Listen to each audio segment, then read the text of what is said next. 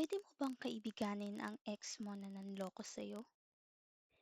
Meron kasi akong narinig recently na kapag ginawa mo 'yun, parang tino-tolerate mo yung cheating, which is wild. Kasi, people can change and nakipag-break ka nga before, kaya nga naging ex mo, eh. So, ibig sabihin hindi mo 'yun gusto, hindi ka pumapayag sa gano'ng bagay, whether sa'yo man 'yun nangyari o hindi.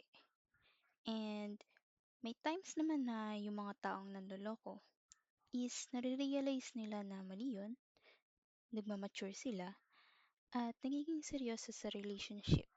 Pwede sila magbago. And para sa akin, if kapag nagbago ng isang tao, pwede mo silang bigyan ng second chance. Not necessarily sa relationship, but as a human being.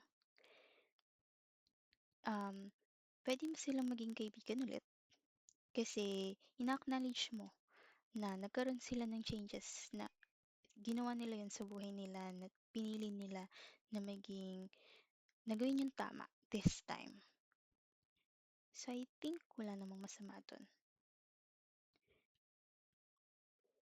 Kasi in the first place, kapag tinotolerate mo nga yung cheating, edi sana hindi ka nakipag-break.